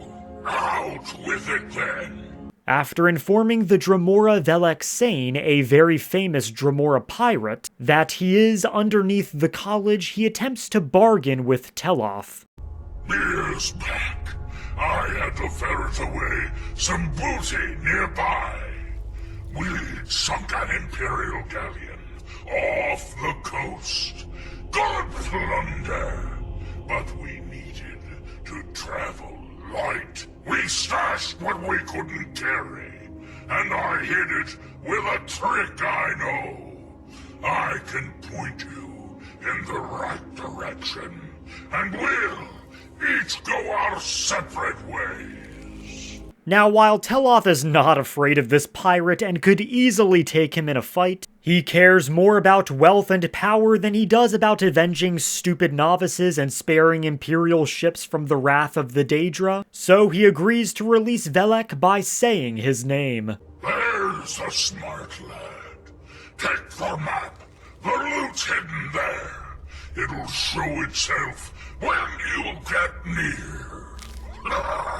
See you on the other side, mortal.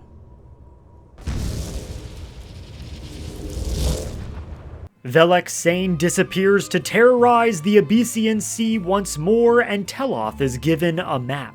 Eventually, the riches are revealed to Teloth when he gets close, and he fills his pockets with a bunch of gold and jewels. Afterwards, Teloth makes his way to some ruins nearby he heard contain some minor undead forces and uses J'zargo's scrolls on them. However, the scrolls explode when in contact with the undead and not only hurt them, but Teloth as well. It seems J'zargo, that competitive mage, is not as clever as he thinks. Teloth was not nearly killed, but the flames were very annoying indeed. Teloth returns to J'zargo and berates him, as any other archmage would have done as well. Oh, J'zargo takes this to mean it did not go well. This was not the intention, to be sure. It is true that J'zargo was slightly concerned there may have been problems. But you are not placed in harm's way on purpose. Still, you are a good friend to J'zargo now, for taking this risk. J'zargo thanks you. After yelling at J'zargo the failure, he speaks to his fellow Dunmer Drevis Nellerin, the expert on illusion magics, and offers to help him. The various points of focus for magic energies around the college have become polluted and need cleansing. And so Teloth uses some stylish-looking gloves and cleanses the focal points of magic throughout the college. And cleaning them does allow Teloth to attune himself a lot more closely with the college and magic itself. While walking the halls of Teloth's college and taking it all in, he finds an alembic used to distill potions lying on the ground, and he picks it up believing it must be owned by someone in this college, and eventually discovers that it belongs to the new Master Wizard, Tolfdir himself. While speaking to him, Tolfdir asks for help with a disturbance related to the Eye of Magnus. We've been contacted by the Jarl of Riften. It would seem there's some sort of disturbance. From what few details we were given, it sounds quite familiar. I suspect that the power released by the Eye of Magnus was not fully contained and has coalesced in this part of Skyrim. I do hope you still have the Staff of Magnus someplace. I suspect you're going to need it. Well, Teloth is curious to see what these aftershocks would look like and agrees to investigate. Then he runs into Arniel Gain, who also asks for Teloth's assistance. I can't help but notice that you're doing quite well for yourself, rising through the ranks and all. It may not be official, but there is a project I've been working on. Well, I'm not even really sure it's going to amount to anything just yet. All theoretical right now, you understand? But the implications are quite intriguing, I think. I simply need some experimental results to confirm my suspicions. Just bring me some Dwemer cogs. I need to examine them for the methods used in forging them.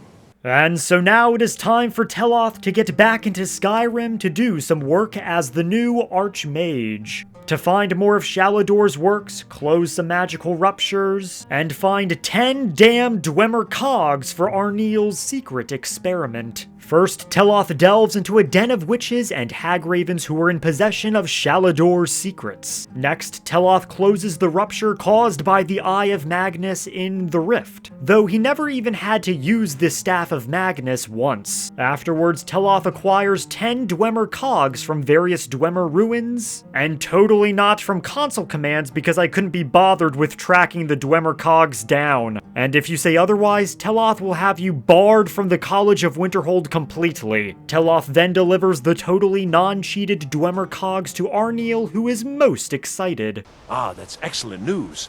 This will be most helpful in furthering my research. I'm afraid I can't offer you much right now, but please take this.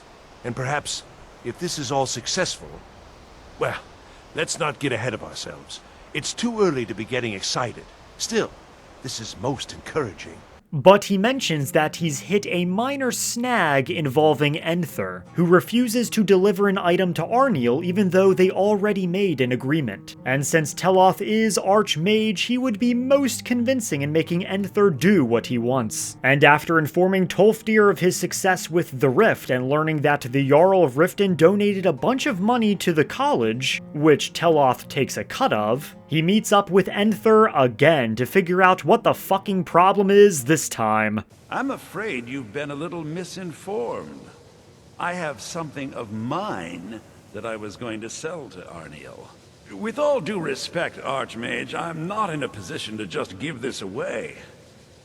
I told Arniel what I wanted in exchange for it, and he was unwilling to come up with it. Now, if you're here on his behalf, I'm afraid I'm going to have to insist on my original payment. Apparently, Arniel was unwilling to meet his end of the bargain, and so it's up to Teloth to do so instead, to retrieve a staff for Enther to give to a certain buyer. However, the staff is currently in the hands of someone dangerous, apparently. But no matter, Teloth is curious what Arniel is up to, so he shall put it on his to-do list. He returns Shalador's works to Urag, and then after undergoing some alteration training with Tolfdir, he is ready to become a master of alteration magic. Tolfdir needs help improving upon the powerful Ebony Flesh spell, a spell that Teloth uses religiously in combat and has saved his Dunmerry skin more than once. I need dragon scales, and not just any dragon scales. As I've said, I made some progress using the essence of dragon scales, but they're just not quite potent enough. My knowledge of Skyrim's history is far from complete, but I did some research and discovered two things.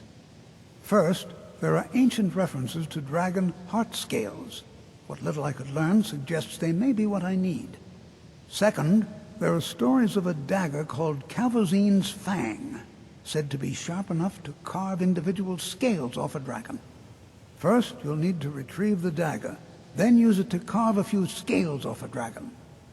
Presumably a deceased one. This experiment with dragon scales could prove most useful and demonstrate that Teloth is a master of the School of Alteration, a school which is a lot more powerful than most think, as it allows individuals to bend or alter the world however they wish. Tolfdir also explains how the dagger needed has a most unique history. It was named Calvozine's Fang after the dragon worshipped by this particular sect of the cult. They were said to be quite fond of ritual sacrifices. So fond, in fact, that the high priest spent a great deal of time sharpening the dagger. That way it was always ready for the next inevitable victim. Perhaps not the brightest spot in Skyrim's history, eh? And so, after tending to his plantation, Teloth sets off to retrieve this sharp dragon priest dagger. When Teloth enters the High Gate ruins where Kavozin's fang is located, he meets a Nord mage named Anska. I've finally located Voken's crypt. The scroll I'm looking for just has to be here. Maybe you could help find it. I just know it's in here.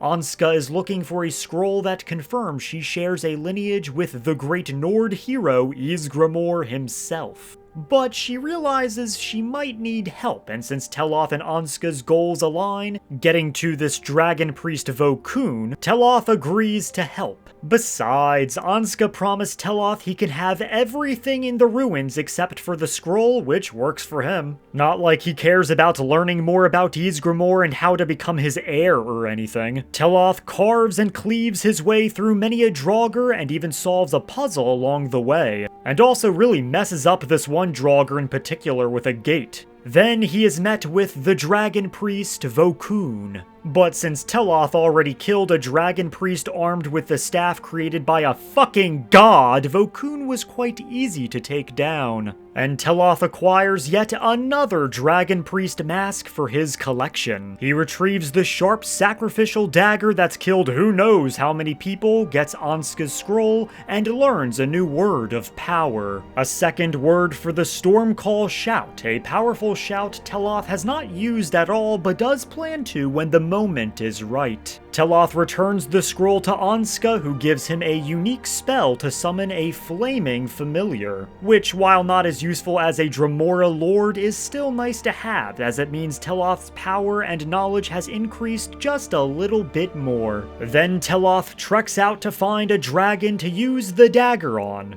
And eventually, while roaming the plains, he encounters an elder dragon whom Teloth humbles in his powerful dragonborn ways. And also kills a bunch of mammoths and giants who were fighting the dragon as well, purely out of self-defense, of course. And definitely not because Teloth has become increasingly more and more bloodthirsty. After that massive fight, which for Teloth was just an ordinary Sundus, Teloth collects the heart scales from the dragon, and stops by a random cottage which is home to a less than friendly mage named Drellis, who attacks Teloth on the spot, likely jealous that Teloth is an archmage, no doubt. Before returning to Tolfdir, Teloth also desires to become a master of conjuration magic as well, and visits the foremost expert on the practice, a Redguard named Thalion living in Morthal who clearly needs to cast a calm spell on himself. If you stand before me to accuse me of sacrificing children or eating the hearts of the dead, you may save your breath!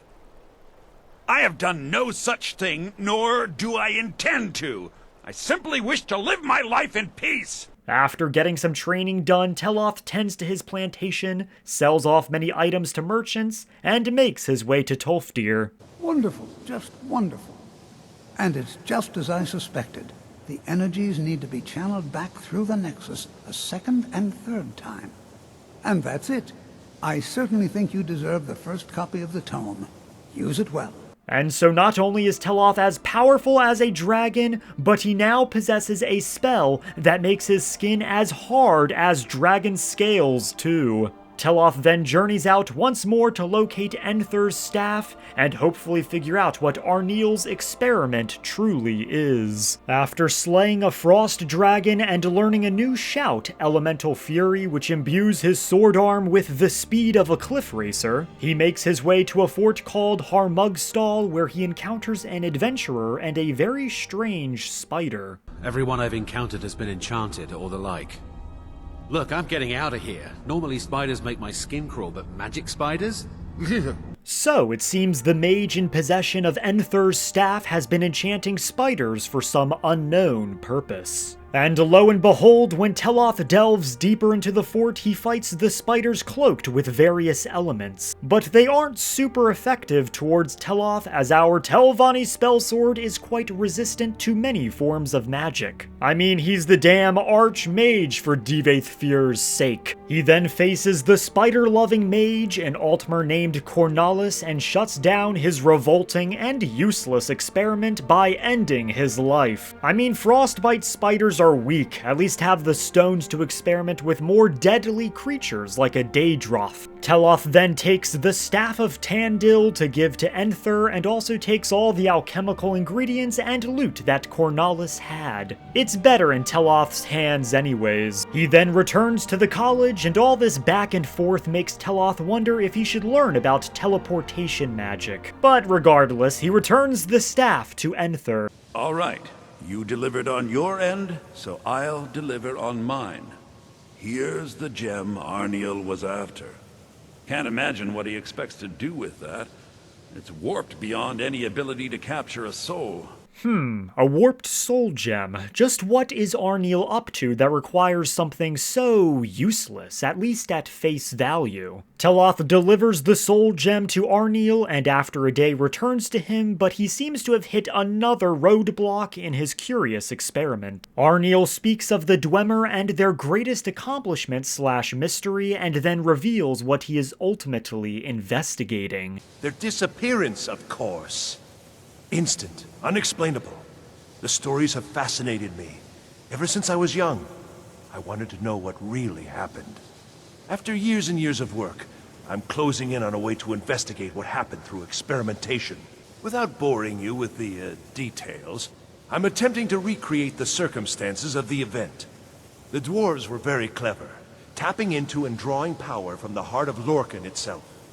Lacking the heart of a dead god myself, I was attempting to substitute a rather specific soul gem, the one you helped me acquire.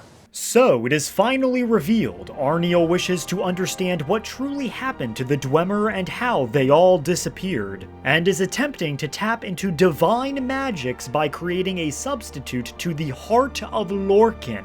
The heart of a dead god that was once interred in the volcano called Red Mountain in Morrowind until it was destroyed or banished by the Nerevarine. But Arniel needs help heating and shaping the soul gem to his exact specifications.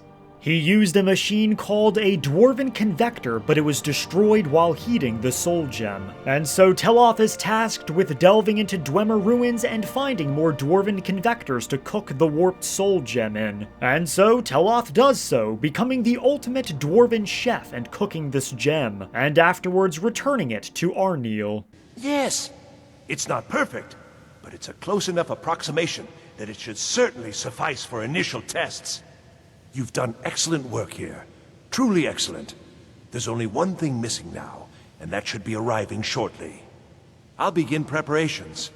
Thank you again so much for this. Now, while Teloth leaves and goes about selling off various items to merchants once again, he feels as if he should conduct his own investigations and experiments, and thinks back to Uric Galderson, that one Draugr guarding the Eye of Magnus, and how he had a curious amulet, and a note saying that Uric was a murderer and betrayer, and further examination shows the amulet is only a fragment of a grander amulet. Using his power and influence as the Archmage, he learns of another individual investigating this Galder legend that made his way to a Nordic ruin called Folgenthur. And so Teloth does the same and heads to this ruin. When he gets there, he reads the journal of Danis Valen, the Dunmer, looking into the amulet, and learns he had to kill a shopkeeper in Breville to acquire the dragon claw needed to enter the tomb, and employed adventurers and mercenaries as fodder to throw against the traps and Draugr inside. Not that these adventurers were aware that they were the fodder. Teloth delves into Folgenthur, slashes some Draugr, and finds Danis dead, and takes the ivory claw from his corpse, and finds another journal reciting the tale of Galder, who was a powerful and wise mage everyone sought the counsel of, even Ysgramor himself. However, Galder had 3 sons who were jealous and murdered their father and stole the source of his power, his amulet, and divided it into 3 pieces. The sons, however, were slain by another powerful mage named Geirmund, who avenged Galder. But 4,000 years later, the amulet fragments still rest on the buried corpses of Galder's sons. And after using the ivory claw on the dragon door, Teloth faces the undead Mikrul and destroys him, taking his fragment of the amulet. And now Teloth must find the final fragment at Geirmund's Hall, where both Geirmund and the brother Sigdis are buried, as both were killed dueling each other. Teloth, as always, slashes his way through Draugr like they are sweet rolls, and visits the resting place of Geirmund,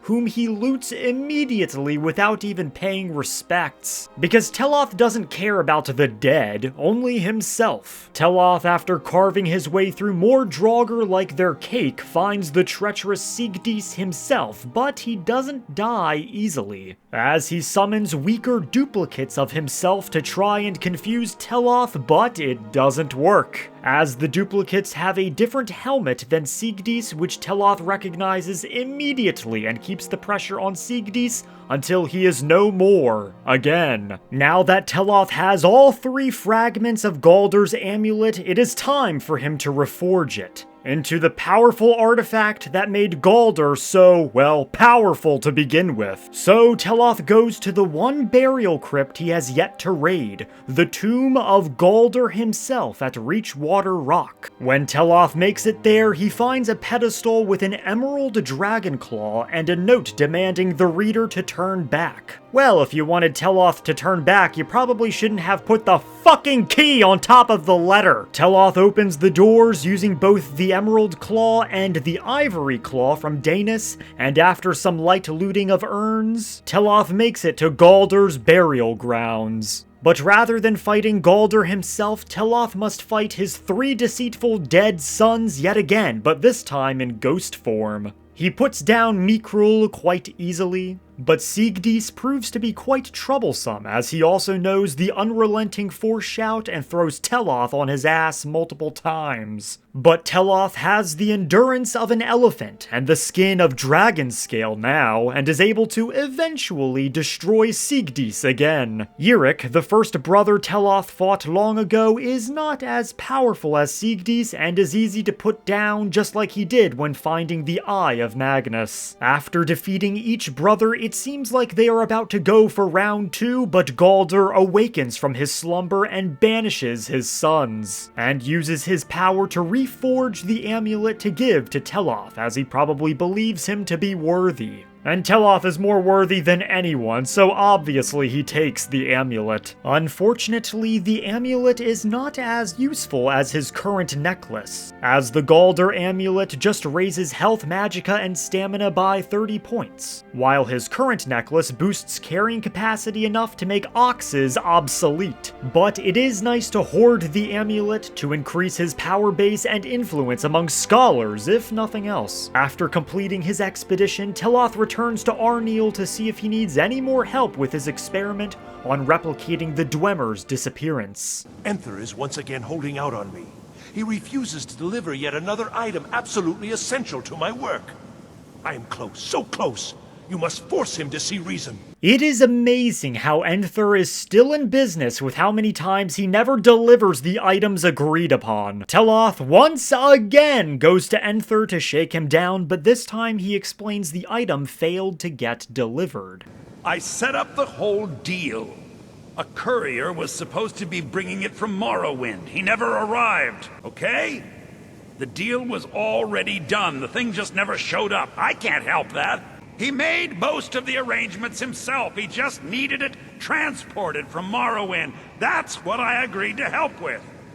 If I'd known it was so important to him, I'd have charged him more.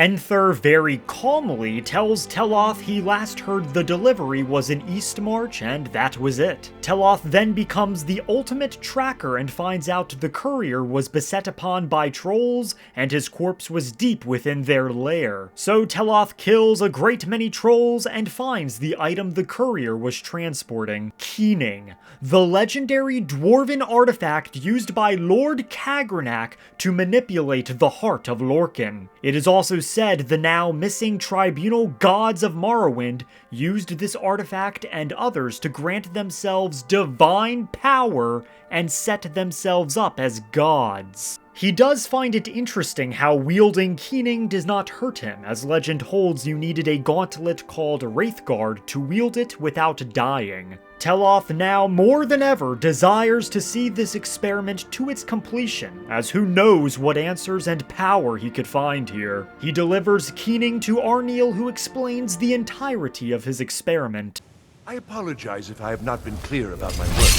I didn't want to discuss it for fear this moment might never come. Everyone knows the dwarves disappeared. No one knows why. This little experiment is a first step in recreating the events of their disappearance in an effort to unravel that mystery.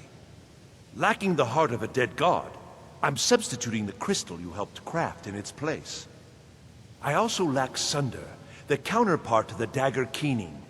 I am reasonably confident, however, that this will still work. I certainly don't expect it to have quite the same results. I'm no tonal architect, of course. Well, I suppose it's time, isn't it? Let's see what happens. You may want to stand back a step or two. But please, don't leave. You've been instrumental in this process. I'd like you to see the results firsthand. Arniel then holds Keening and attempts to stab the warped soul gem, though nothing happens, which frustrates Arniel, who keeps hacking and slashing it until... Work, damn you!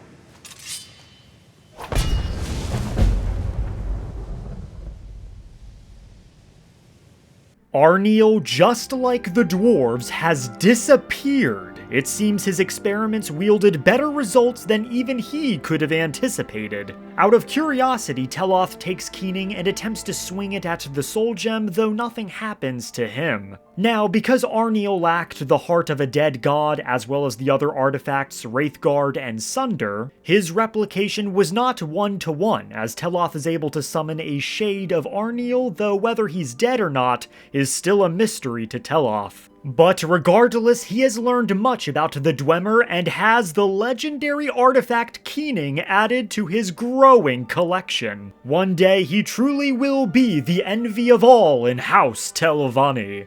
Arniel's experiment also granted Teloth some insight into conjuration magics, and now he wants to learn more. So he decides to pay Finis Gester a social call. How quickly you've advanced. Most impressive. There are spells yet to be learned. Powerful spells that can more closely and more permanently bind creatures to your will.